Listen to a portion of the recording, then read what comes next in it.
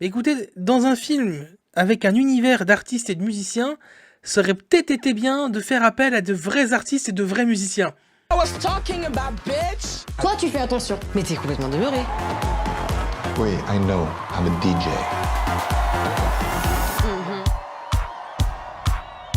Le bonsoir à toutes et à toutes, bienvenue pour cette nouvelle critique. Aujourd'hui nous allons parler de Banger, ce dernier film qui est sorti sur Netflix, film français.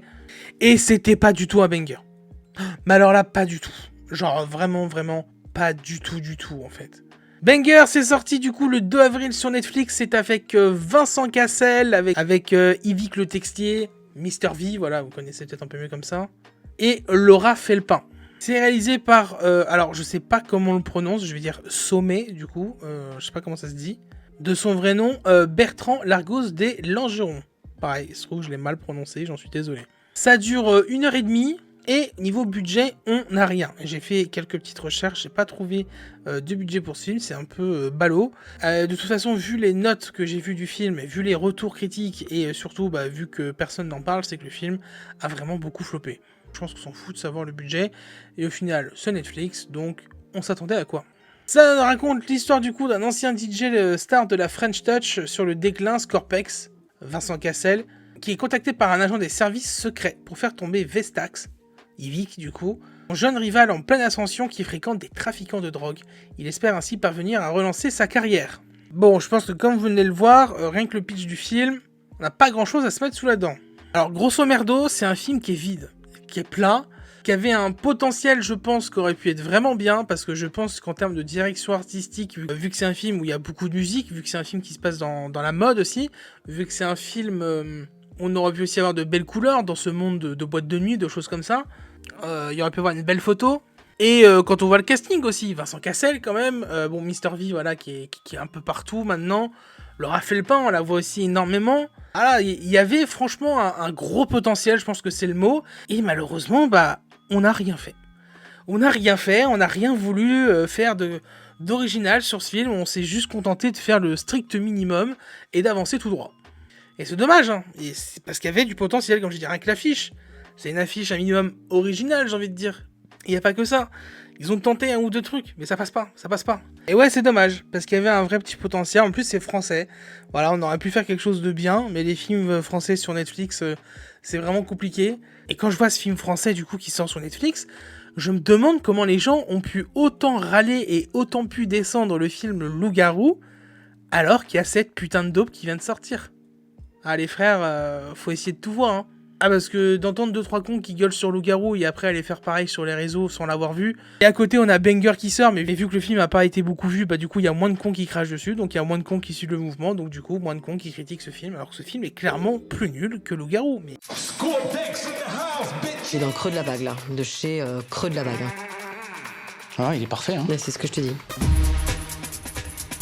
ce sera du coup une critique sans spoil, enfin, je vais parler d'un ou deux trucs du film, mais ça changera vraiment rien si vous avez envie d'aller voir le film après ou pas en fait. On commence comme d'habitude par la partie images, photos, mise en scène, tout ça. C'est pas très beau, c'est pas bien filmé.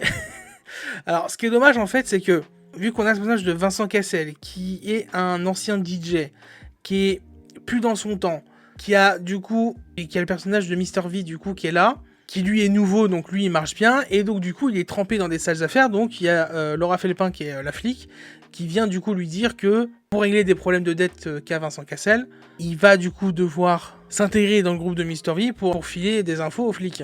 Et le problème du coup c'est qu'au niveau de la mise en scène, on plonge un peu dans ce délire de vouloir apporter cette nouveauté, de nouveaux films, cette vibe du coup qu'on a actuellement 2020 quoi, mais on a aussi le côté avec Cassel qui lui est un peu plus vieux, donc qui amène une vibe plus années 90-2000 on va dire, et du coup entre les deux ça matche pas trop parce que un coup t'as l'impression de voir un film qui a des vibes de ces années là et un coup un autre film qui a des vibes d'années récentes, donc ça matche jamais et du coup ça marche pas. Et que ça soit en termes de musique, on en reparlera après, mais du coup là surtout en termes d'image, déjà au niveau de la mise en scène, il n'y a rien du tout.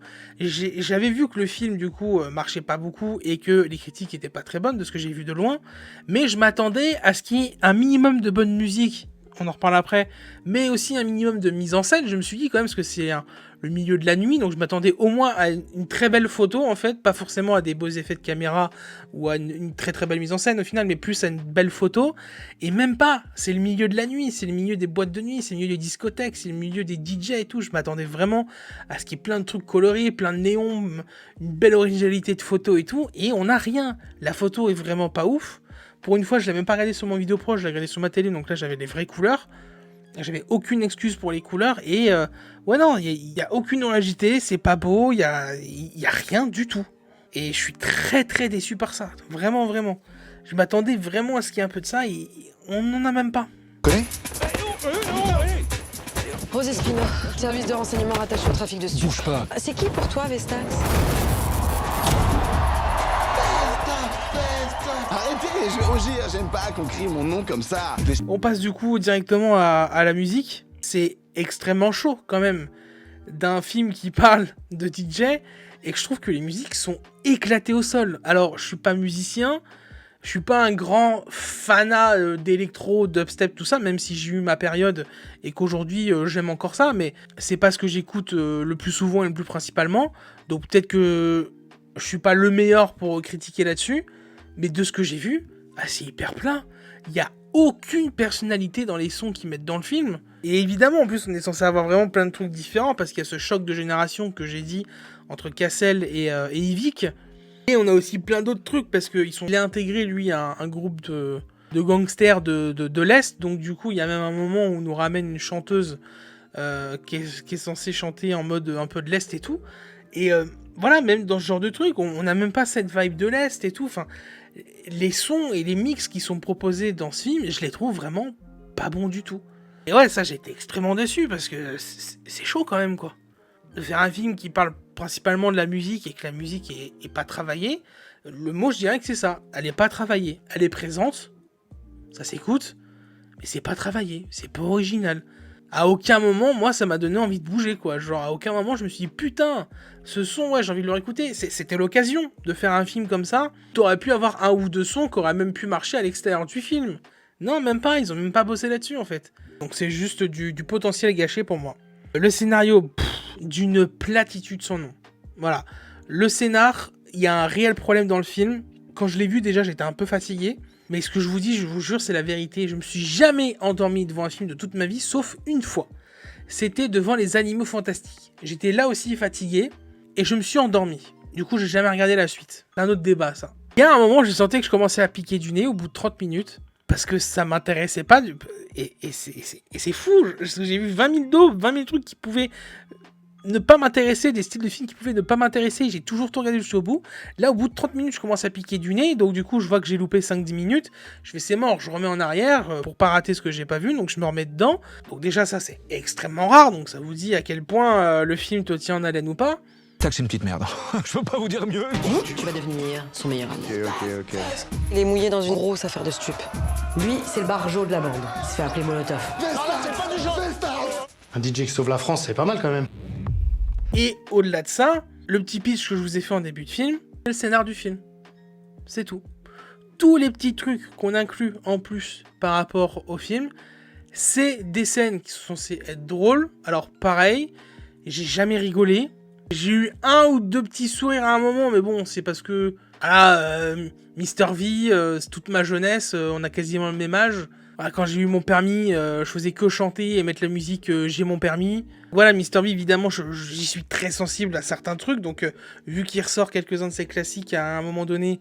Cassel, c'est mon acteur français préféré, donc voilà, je suis censé aussi y être très sensible, et je l'ai trouvé dans ce film très bancal, en fait. Il est entre le jeu sérieux et entre la comédie, et du coup, ça marche pas trop. Personnage cliché qui est hyper vieux, mais qui veut se mettre à la mode, ça marche pas du tout.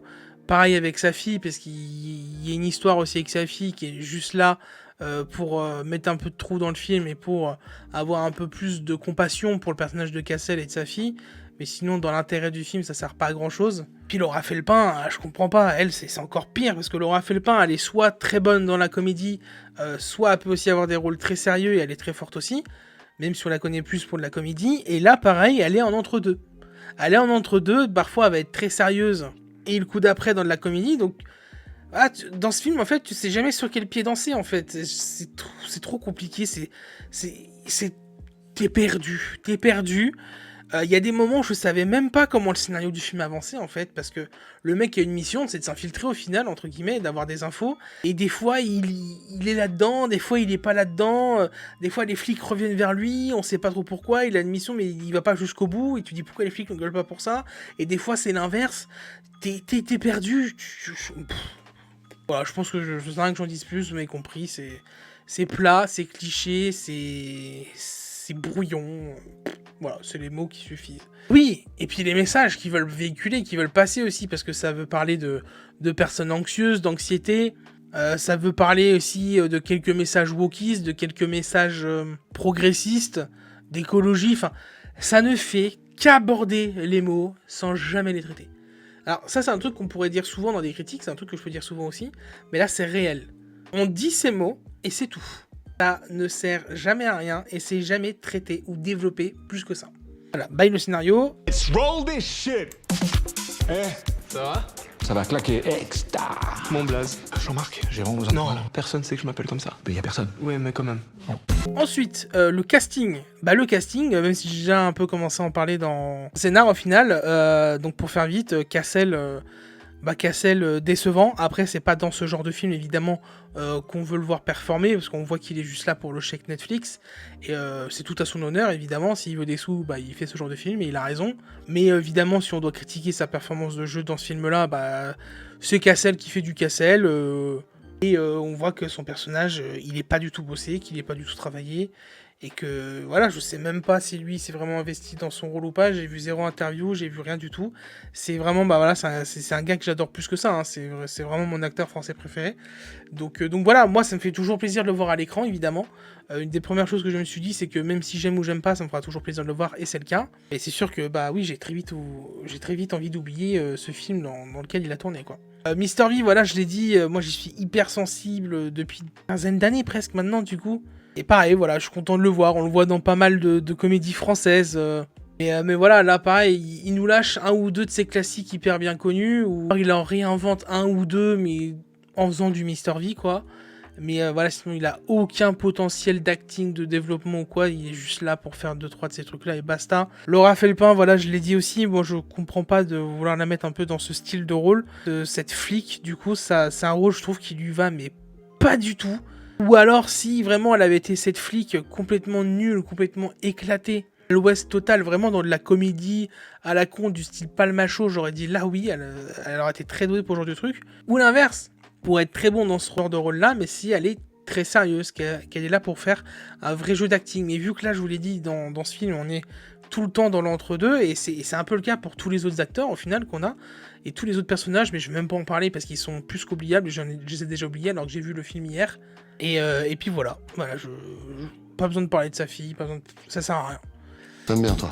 Tu me fais tes trucs, là. Comment t'appelles ça, là? Un banger? Voilà, un banger.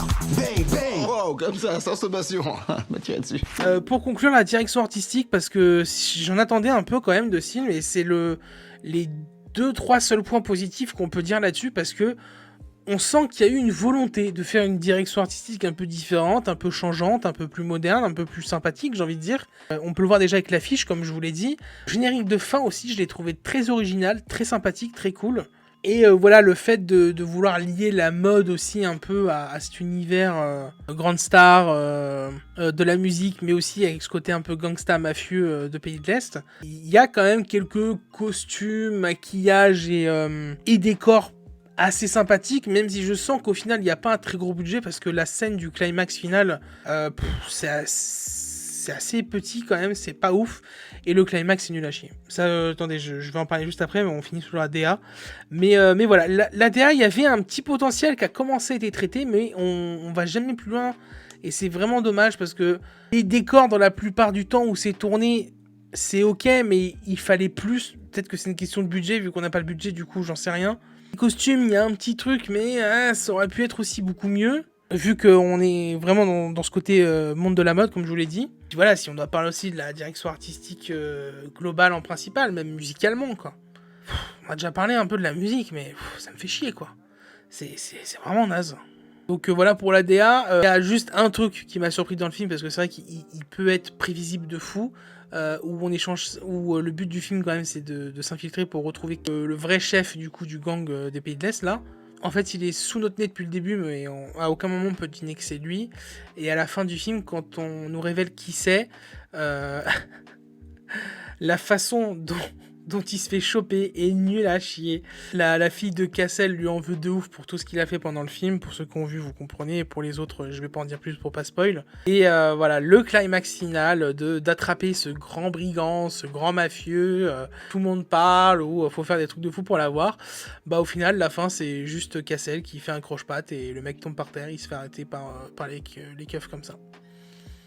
Et donc du coup sa fille voit tout ça, et en voyant tout ça, bah, sa fille se dit bon bah en fait voilà, elle fait le lien entre tout ce qui s'est passé et le peu qu'elle a vu dans le film, en voyant juste son père faire un croche-pied à un gars et le gars qui se fait arrêter, voilà, elle se dit au final bon bah du coup j'excuse mon père pour tout ça et je vais lui faire un câlin dans la seconde qui vient.